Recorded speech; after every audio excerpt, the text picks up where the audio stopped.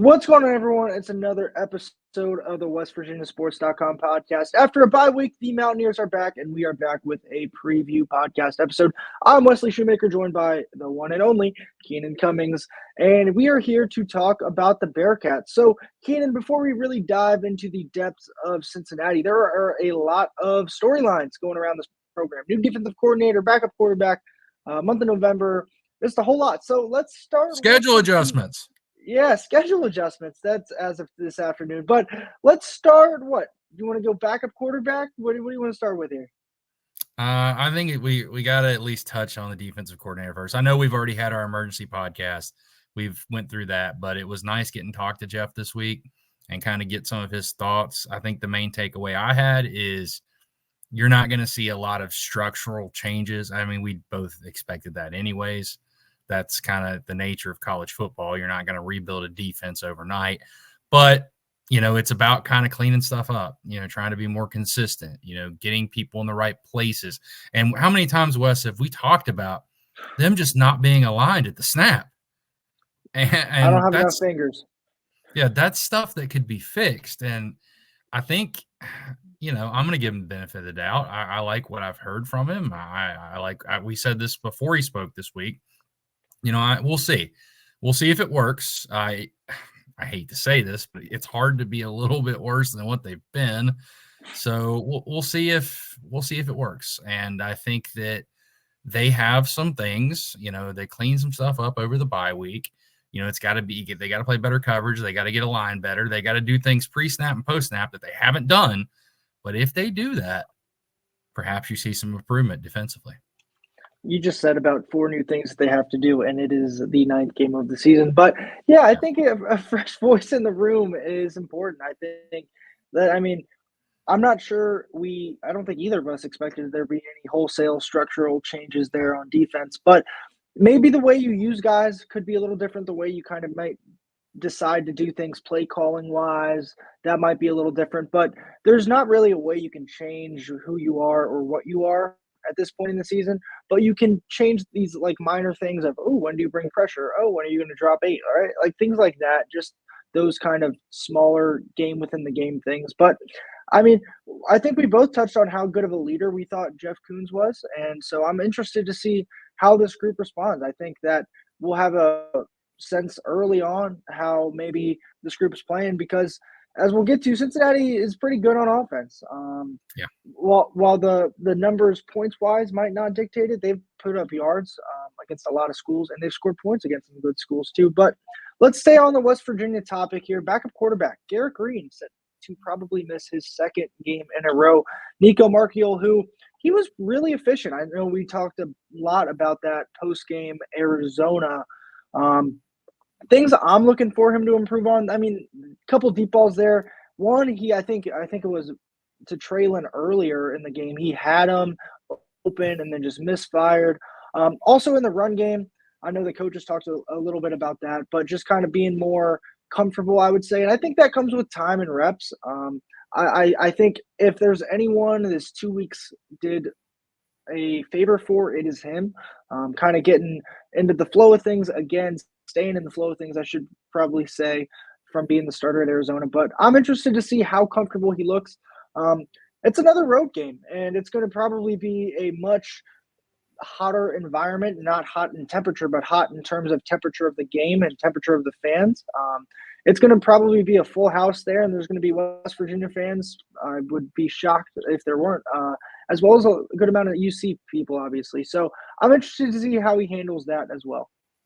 Yeah, I think you just got to sustain what you did well. I think that goes without saying.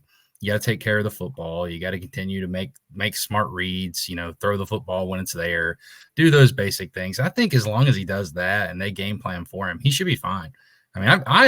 Yes, I understand Arizona's defense is a mess, but he's looked pretty good every time he's got in there outside Kansas State. But I think there were some extenuating circumstances there. But he's looked pretty good, and I think he's continued to get better. His confidence level is just massively improved over when you saw him go into games last year. They can run offense with him. They look effective. Is it as good as Garrett Green right now? Probably not. but it's not the major drop off that it was last year where the playbook was so limited you could do only a few things. Yeah, I also think that play calling, I know we talked about that too. That was as important as Nico's play, and that is going to be of vital importance this Saturday because Neil called a really good game and a really easy game for Nico. And I think that's important of not putting him in situations intentionally that are difficult. So, moving on, schedule that or other injuries, right? Other injuries. So, West Virginia will be without Aubrey Burks, Aiden Garnes, and Jaden Bray again. It looks like Wyatt Milam should return. It looks like CJ Donaldson will also be good to go. Anyone else I'm missing off the top of my head? Tarnu will be back. Tarnu, KK Tarnu. Yep. Not quite Fagin Island, unfortunately. But let's go to what now? November or schedule? Your choice. Let's do user roulette. Let's do November. So, one thing that stood out to everyone this week from Neil Brown was how he's approaching the month of November. He said this month will make or break the season, and the way the Big 12 shook out this past weekend, he might be right. While I don't see this team, I think it's like they have to have a lot of things go right as well as them go 4-0 to make it to Dallas. Like I could see them going 4-0 and the tiebreakers not breaking their way because of K-State or Iowa State, but this league is wide open. And I think that's kind of what Neil was hinting at is that it's not like a league where you have two top teams. I mean, there's 8 teams in this league that have 2 or fewer Big 12 losses. And I think it's a good approach to have, especially with young people trying to keep them motivated here in November. Yeah, and you look at this league, how nuts it's been. I mean, Oklahoma State and Utah were everybody's picks preseason. I mean, they're supposed to be in Arlington, man, and it's it's been a wild year in the Big 12.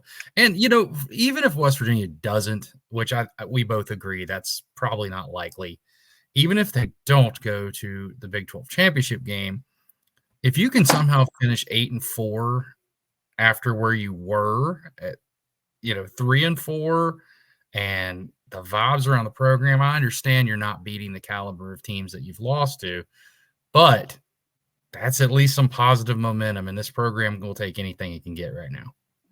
Yeah, that would certainly be a big turnaround. And speaking of around, the schedule for the Mountaineers has been moved around heading into the future. And with that, they added 2 games against Virginia, I believe, in 2028, 2026, and 2032. They will also be in and those both games are in Charlotte, North Carolina. And they will have another game in 2028 in Charlotte, North Carolina against Tennessee. This replaces that Eastern Carolina game that was dropped. And Keenan, what are your thoughts on just the schedule and how they're kind of handling it as a whole right now? I can't believe it took that long to get that East Carolina game off the books. I've been hearing about that thing for years. So that was the most surprising thing about this whole thing because there's no way they were going to go to East Carolina in 2026. That game just wasn't going to happen. And you get out of that for $300,000. I understand. I personally would rather see a home and home in those situations, but I completely understand why the games were scheduled. Financially, it makes a lot of sense. In 2026 now, you have still, even with what's going on with the neutral site game, you still have 7 home games. And we'll see what happens with the SEC and Alabama, I guess, in terms of if there's any other adjustments that could occur. Yeah. I think of note, they add a Power 4 opponent, but it's not, like all respect to Virginia. Virginia is not a powerhouse like Alabama is by any stretch of the imagination. So I would assume it is that smart scheduling, though. It is smart. Yeah, it is smart. And you're not having, as you said, to go in, like you'll have your fans there both times. As we saw last December, like Mountaineer fans will travel there. There's a big alumni base there. And so that is that. I think we kind of ran through the big hot topics there. Now we can get into UC. Let's do it. Bearcats. Let's do it. Cincinnati 5-3, 3-2 in the Big 12. They are under Scott Satterfield, who is 8-12 at Cincinnati in year 2. Couple losses that are just kind of weird when you think about it. That Pitt game, I know all the way back week 2. Cincinnati controlled it. They were up big and then kind of fell apart late, lost 28-27. Next loss came at Texas Tech. They lost 44-41 in a shootout. That game was actually the most points Cincinnati has scored in a game this year, and it came in losing fashion. And then this past, 2 weeks ago, because they were on bye, but they lost on the road to Colorado at night, 34-23 in Boulder. So a solid Cincinnati team. They've got wins against Houston, which was a blowout, 34-0. On the road against UCF, and then against Arizona State, which is looking like a better and better win with the way they've played at times this year. So, offense, Brennan Sorsby, quarterback, he's pretty good. 15 touchdowns, 4 picks, another 6 scores on the ground. A couple running backs, Corey Kiner, 2 touchdowns, 692 yards. He's also got 11 grabs for 70 yards. And then Evan Pryor, he's got 36 rushes for 330 yards, 5 touchdowns. Xavier Henderson is their top wide receiver target. Joe Royer is their tight end. And they've got 6 players with at least 100 yards receiving. So Keenan, their offense, Sorsby's the guy. He's playing well. What is your overall thoughts on this UC offense? I think they are going to move the football in this game. I think that they're pretty balanced. Really, if you can stop the run, it makes it more difficult. Yes, they can throw the ball, but they want to run the football first and foremost. That's kind of what they do. Kiner's kind of the engine that makes it go. So I think if West Virginia can stop the run and then at least get in the right spots with their drops and their coverage, they have a chance, but I expect some points are going to be scored in this game. This is a very good Cincinnati offense that really has gotten better. I watched that early season game against Pitt. I've watched him play a couple times. Sorsby's pretty good. He's hit or miss at times, but you can see he's got all the elements to kind of take that next step and be a really, really good college quarterback. Yeah, he's tied for the fewest picks in the Big 12, and he's third in the Big 12 in passing yards. But yeah, as you said, they're going to move the ball. They're third in the Big 12 on the year in total offense as far as yards, but when scoring offense, they are 12th. So I think that kind of puts in a picture of they might move the ball, but you've got to kind of capitalize in the red zone there, which, as we know, has been a focus both ways for West Virginia this year. Defensively, the guy who is performing the best on that unit is a name we are familiar with, Mountaineer fans are familiar with, and that is Jared Bartlett. 42 total tackles, 8 tackles for a loss, 5.5 sacks. He leads the team in tackles for a loss and sacks, which, I mean, good for him. We'll talk about him in a minute. But they've also got another linebacker, Jake Gold. I don't know how to pronounce these names, man. I write for a living. 45 total tackles, 6 tackles for loss, 1.5 sacks, a forced fumble. Josh Minkins, he's got 2 picks. They've only got 3 picks on the year, which was a little bit surprising, but also West Virginia doesn't have many picks either, so I guess they're the same there.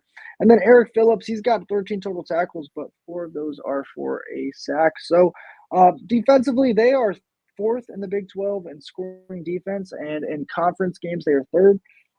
4th down, they don't let anyone really move the ball on 4th down, which we know West Virginia likes to do a lot on offense. As far as numbers go, they've kind of let teams move the ball on them on the ground. They run that 3-3-5, so they kind of have that lighter box with those that help up top in the secondary. But I mean, similar structure to what Iowa State, I believe. And obviously, there's a familiar name staring everyone down across the line of scrimmage. Yeah, almost 2. Josh Minkins was committed to West Virginia and then flipped to Cincinnati. So I think that this is a matchup that on paper does not scare me. If you're West Virginia, they've struggled to stop the run at times. Where they've done a pretty good job keeping people out of the end zone, but they've given up a ton of yards. They've struggled defensively. Some of their numbers surprised me. I thought that they had been doing better than that, but doing my game preview and some other things, I was like, wow, they're giving up quite a bit of yards. They're worse than West Virginia in some categories, which I did not expect. But I think, again, as I said in the opening, I think West Virginia is going to move the ball as long as Nicco Marchiol plays this, which we expect he's going to play. He plays the same brand of football, and they're able to run the football effectively. Now, if they can't run the ball, it's probably going to be a long day for West Virginia because they kind of use that to set up some of their other things.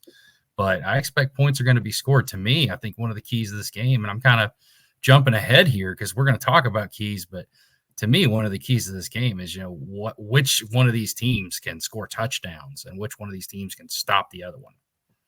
Yeah, I think we've kind of hit on that at times sporadically throughout this year. Of 7 is obviously worth way more than 3.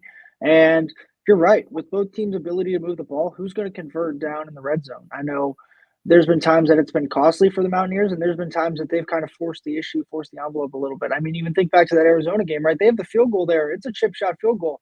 And they say, you know what, we're going to roll out with the fake. And so just things like that. I mean, it's when you get to this time of year too, I think there's a little bit of desperation and you know what, like, let's just let it all hang kind of mentality of we've only got 4 of these left, maybe 5, depending on how everything shakes out. But like they're going to use everything they've got, and I'm not sure that even with the backup quarterback, that's going to stop them. I mean, they've said time and time again that this offense is the full offense for Nicco, and I don't envision that changing. And I think that they're going to be pretty successful in offense, I would imagine, as you said. Yeah, and I think both these teams, I don't want to say desperate because that's not really the word, but both these teams want to prove something at this stage of the season, and this is a golden opportunity for one of them to do that. I mean, West Virginia wins this game, both these teams are going to be 5-4. Obviously, if West Virginia loses, it's going to be 4-5. So, and then you got 3 games left. Neil's talked about, playing his best. They traditionally play their best football in November.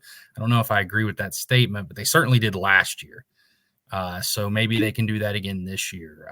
It would definitely change at least some of the perception if you go out and play good, mistake-free football, consistent. Maybe that's the word I should use because that's been lacking. Consistent football over the next 3 games and a half. Yeah, and that's the big thing is how, and I know Neil touched on that. We touched on that when we talked about the November stretch of how do they kind of put this all together, right? They've had these 3-4 game segments, and they went 4-4 after that, and that's not how anyone in that building wanted to go. But right now, they're on pace for a very average 6-6 season, and they have a chance to kind of turn that around. I know you're grimacing, we're all grimacing. Oh, I think it's also important to note, everyone, that with the 4 losses West Virginia has, Keenan's 9-3 prediction for to start the year is officially out the window. I feel like we that knew was it was out the window after Pitt. Yeah, but like, I mean, you never technically know, but now we know. I mean, one more loss in my prediction out the window too. So you can come hunt me down if West Virginia loses this game. But in all seriousness, they've got a chance to really not really change minds everywhere, but change just the vibe. And I think that's Vibe what matters. this team had late last year. They knew they weren't going to Arlington, but they had that kind of swagger to them. They had that, we know we're a pretty good ball club and we're going to go out and act like it. And they've had that at times this year, but also at times it's been kind of trying to find that identity. And I think a lot of that's been because of the health of Garrett Green. I mean, he's kind of been the heartbeat of this team, that soul of this team. And when he's not on the field, they're kind of trying to figure out who that is.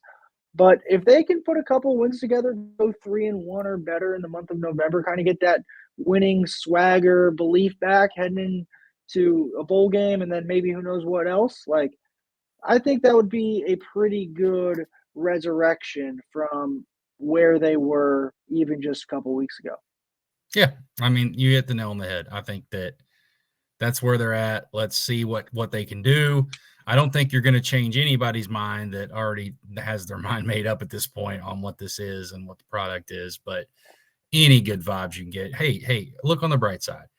If you can finish with some wins, win a bowl game, you don't open with Penn State next year. Isn't that just the best thing you've ever said?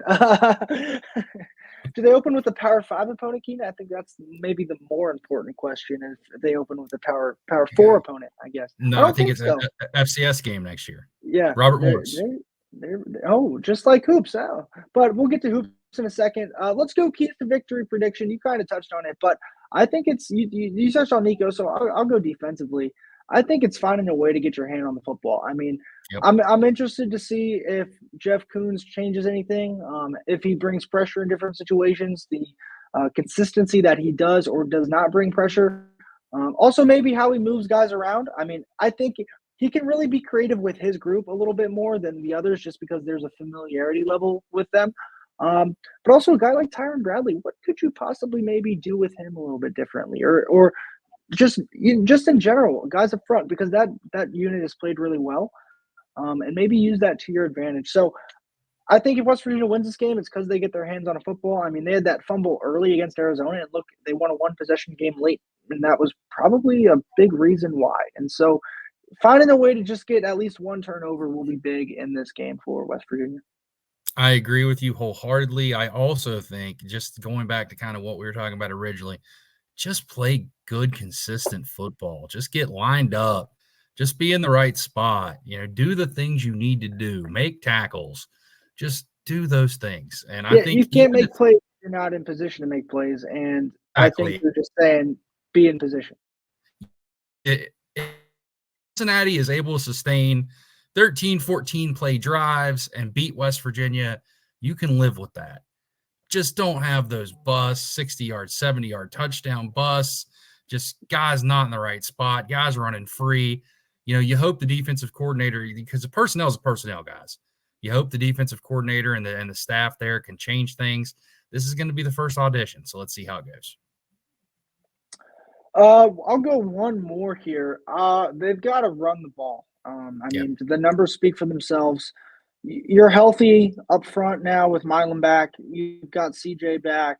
You've got to be able to run the ball. And especially if it gets close late, I think against that in that Arizona game, there was a little bit of timidness to kind of run the ball and commit to the run, especially with the way the Pitt game ended, and it was a similar situation. So they've got to run the ball. They've got to help Nicco out, make them respect the run.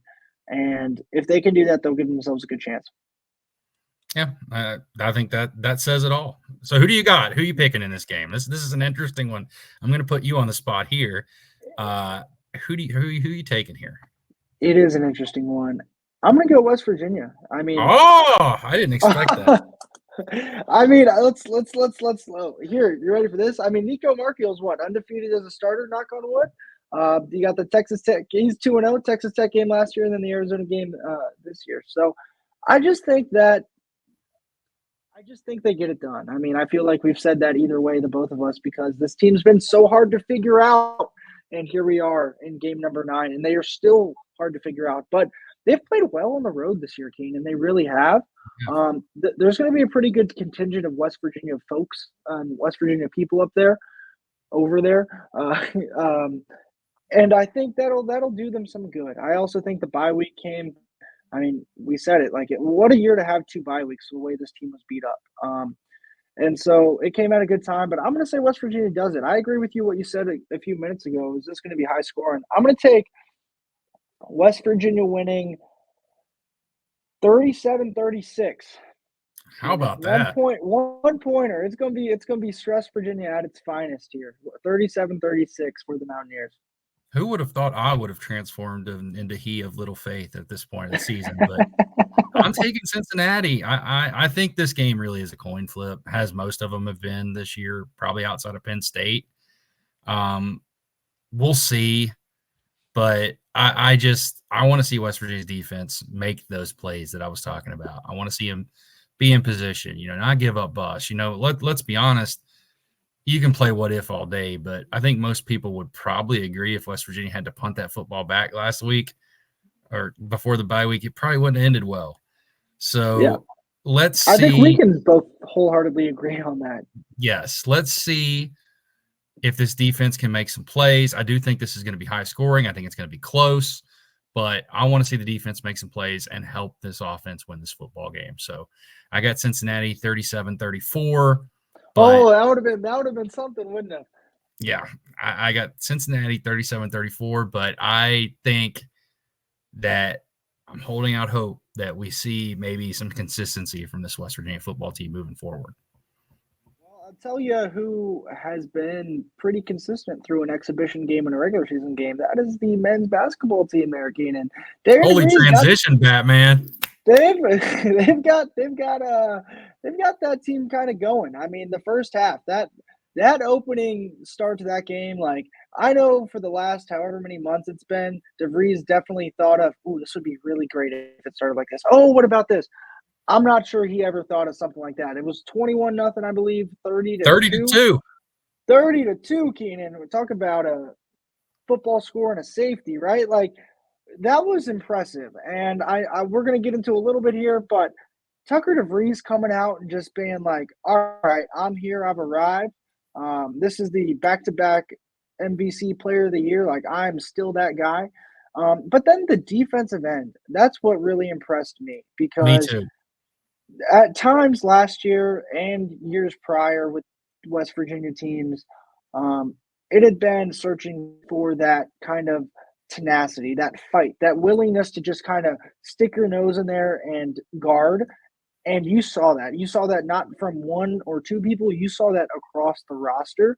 And I think the big thing that we all remember going back to this coaching search, and if you want to think big picture here with me, is that Ren kind of talked about what he was looking for and how he wanted someone analytically sound, but he also wanted someone who prioritized the defensive end of the ball. And then when they landed on DeVries, we were like, well, he's not like a prototypical defensive guy. He's an analytical guy, and he kind of thinks of that, but he thinks of that in an offensive way. But the way they recruited, the way they built this roster, there's a lot of length, especially on the wings there. Obviously, down low, they don't really have a ton of help, but the way they got after Robert Morris, and yes, it's only Robert Morris, I know that, but just that effort was there, and that's what impressed me the most. Yeah, they're connected. I liked everything I saw. They challenged everything defensively. Offensively, we've already discussed this a lot. Fun brand of basketball, share it a lot of interesting things, and it just looks really good. It's fun to watch. I said that like 3 or 4 times in my observations. I keep finding myself saying that, but it really is. It's a fun brand of basketball, and excited to see how it continue to go. The one concern is the concern we've had all along. Can this team get teams off the floor, offensive rebound, keep them to one, or defensive rebound, keep them to one trip. If that's going to be an issue, if they can't do that, 16 chances against Robert Morris didn't hurt you. 16 chances against Houston or Kansas definitely will. So we'll see how this continues to develop, but I think it's hard not to be happy. And people just needed something like that. The West Virginia fan base, they needed a shot in the arm. It was like, even for me, just like covering, it was like a breath of fresh air. Of like, it was medicine. It oh, was medicine yeah. for all the West Virginia fans out there that have been frustrated with things, and not every game is going to go that way. And this team isn't going to go undefeated or anything ridiculous, but you needed a game like that. You need to take an inferior opponent and just beat them. And that's what West Virginia did. So we'll have a lot more on hoops. We'll be talking about hoops a lot. But we want to get a little bit in here, in our preview here. Especially in the next weekend, 2 days, right? Today's November the 6th. And so they play UMass, a team they lost to.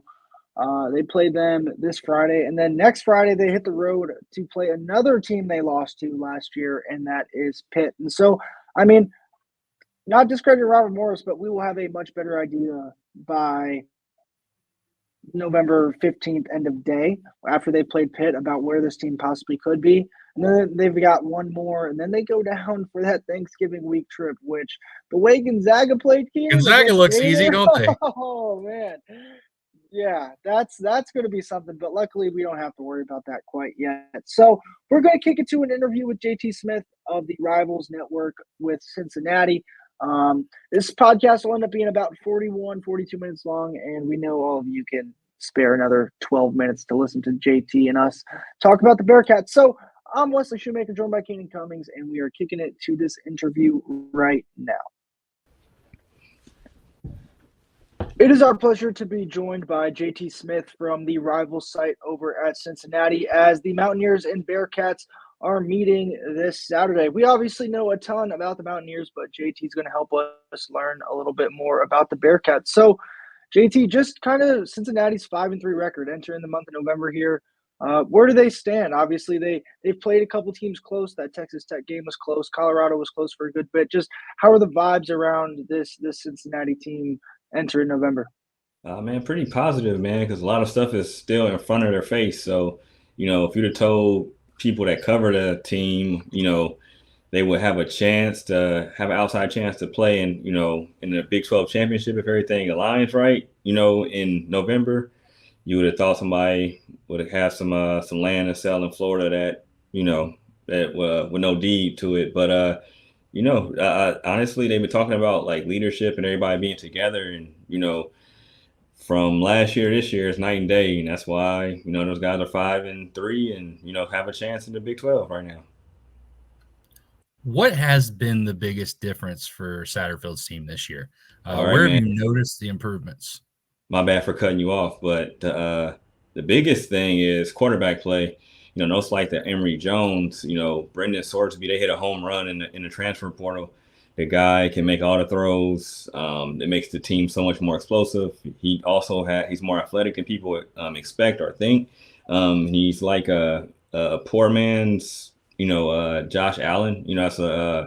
I'll say poor man's because Josh Allen's one of the best NFL quarterbacks. So I'll say that until he has that potential to be kind of have that skill set. He's more accurate than Josh was in college, but Josh Allen is the man. But it just makes the Bearcats a lot more dynamic and more explosive. Where last year they were leaving so many plays on the field. This year it happens still sometimes, but that's for any team. But it's not happening at the rate and pace that it was last year. And I think that's what's making the Bearcats so much more dynamic and so much more explosive. And then also, I think, not even think I know, a lot of the holdovers with the Fickle regime and Satterfield, once they started losing, it was kind of like World War III, you know what I mean, in the locker room where they were kind of headbutting, where this year they just preached togetherness. And you could just tell like the interactions when they're down, it's not finger pointing. It's more so like, hey, what can we do to try to get in the game? It's no more, front fold than when they lost to Pitt. I mean, they were dominating that game and just had a bad half a quarter and lost, right? And again, last year, it's easy to say with a 3-9 team, I think that would have spiraled this season out of control where 5-3 wouldn't even be possible. Now, they were preaching togetherness, and they had that situation, and they've, stuck together, and that's why this team is, very, very in the thick of things. And, if you they wouldn't have been drinking a Kool-Aid, or if it would have been false, I think this team could easily be 3-5, not 5-3. You talk about Sorsby at that quarterback spot. Just looking at his numbers, his accuracy, as you mentioned there, 4 picks all year to the 15 touchdowns. And then I think in losses, he only has 1 interception. But he's also been getting it done on the ground. Is he just kind of a scrambler? Kind of talk about his kind of assets with his legs and then as well as with his arm. Yeah, man. He's a pocket passer. He can create. He's more so looking to throw. But, he's a guy where if you're going to go man and nobody spying him, he will take the yards. And he is a guy that will pull on the read option also. I think at the beginning of the season, they didn't want him to get hit as much. So it was more so a RPO action where they weren't going to pull.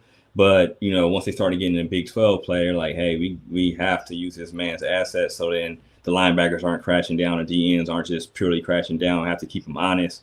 And when they get in the red zone, he's probably, Kiner, I don't know if him or Kiner has more rushing touchdowns. I need to double check that. And my bad for not having that on top right now. He's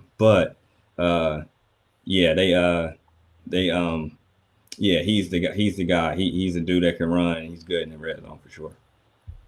How important is that rushing element to this offense and really Kiner's role? He was obviously a big part of what they did last year. Yeah, he's super important. He is he's the heart and soul of the team. Last year they couldn't pass when it counted, and they just had to run. With him, he is, the guy that can, he's the guy that they have to that they they lean on. But this year they can pass more, so it's not as bad. So for the people on the outside looking in, he's still getting his touches, but he's not the super crutch where he had to do it last year where, even if it was 20 in a box, they were having to run Kiner because they couldn't make any passes. But this year, Sorsby is so dynamic that they can, if Kiner's rolling, then the play action's hitting. And if Kiner's not rolling, then, Sorsby can open up the run with his passing abilities. Flipping the side of the ball to the defense, obviously UC runs that 3-3-5, but a name that West Virginia fans are very familiar with is Jared Bartlett. What's he brought to this Cincinnati team, and what's his impact? On the stat sheet, I think his numbers speak for themselves, obviously, but what's he kind of meant more than that as maybe a leader in that locker room? Yeah, man, he's been very versatile as a guy that can get after the quarterback, very athletic, a guy that people respect. I feel like he commanded respect when he got into the locker room. and it's somebody that people just have gravitated to. Like if you ask all the linebackers, they're real high on Jared Bartlett, and I just think he's a very key piece. Just like how Brendan Sorsby on the offensive end, I feel like Bartlett on the defensive end was that guy. So he's a guy that I know you guys probably miss, and then we were happy that we were able to get him in the portal for sure. When you look at their numbers, it looks like Cincinnati struggled a little bit against the run. Is that more kind of the numbers pulling some tricks, or have they had their issues in that department? It's the 3-3-5. I think just it's a different style of 3-3-5 that we're used to seeing with the three safeties, and I think people are getting more comfortable with it currently. But it is something that people have been gashing because at first they were playing super vanilla. I think now they're being more multiple with it, so it's helping. But when people, sometimes they have a tendency just to be like, we're lining up 3-3-5. There's nobody in the gaps, extra in the gaps. There's nobody coming. So when the teams catch them just in the base vanilla thing, they're getting good yards, especially if they run away from Dante Corleone for sure. What have been the biggest problems for this Cincinnati defense this season? I mean, obviously, you just talked a little bit about stopping the run, but I mean, just looking at some of these scores, Texas Tech, 44 points. I mean, obviously, Keenan and I know how that pick game ended because we got the Panthers the next week. But what have been some of the problems, especially in the losses for this defense for Cincinnati? Like timely penalties, just maybe missing tackles in certain spots where it's like they can get off the field, they might miss a tackle. Giving the quarterback too much time too. Sometimes I think they'll have two good plays on first and second down, and on third they might just sit back and it kind of burns them. So sometimes not being as aggressive, but sometimes maybe in the play call, I think, and it kind of burns them because they kind of have a bend but don't break mentality. And sometimes these teams are taking those chunks, and it looks by the end of the game, you look up, the team has high 300 yards, 400 some yards. So it's one of those things where it's kind of a give and a take.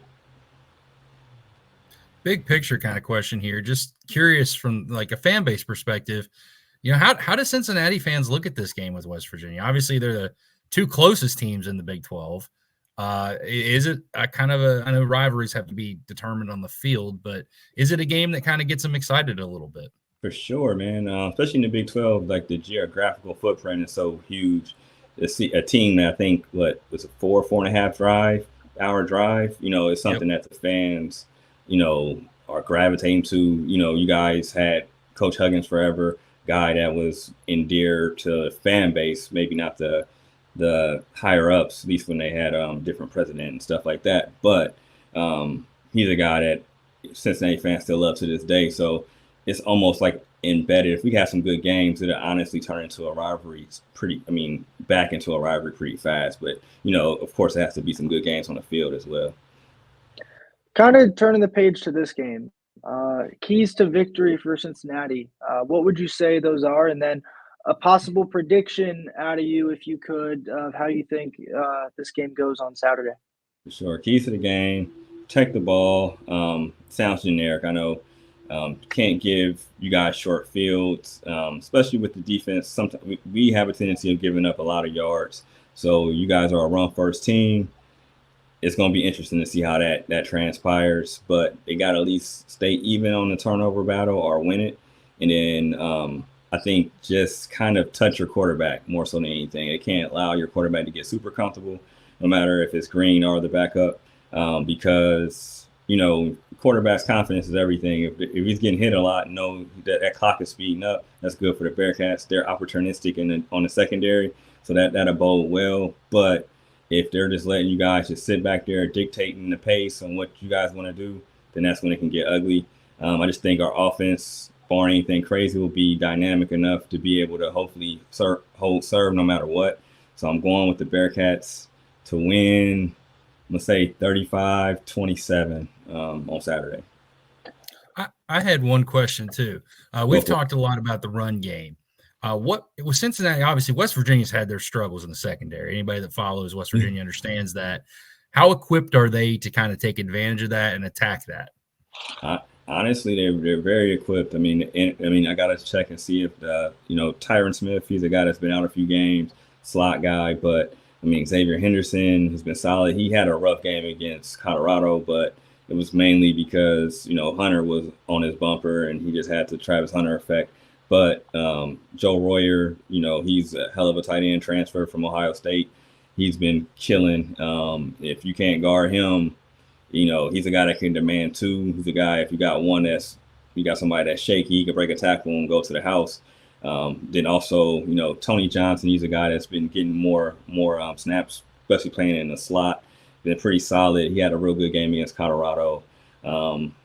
It's multiple guys that can make chunk plays. So it's one of those things. If the secondary isn't being sound and if they make a mistake, Sorensby can make all the throws, and the offensive line is so, I guess I don't say trying to come with the right word. They're so sound and play so many snaps that if West Virginia isn't blitzing, I don't know if they'll be able to really touch them consistently. Even though I know you guys' defensive line is real good, but they're pretty healthy. So I think with the secondary weakness, with how good the offensive line is, Sorsby will be able to make a few plays, and then I think that'll be the difference in the game. Well, JT, we certainly appreciate the time. I know our listeners and viewers appreciate the time as well. So, listeners, if you made it this far, we do appreciate you listening, and this is the WestVirginiaSports.com podcast.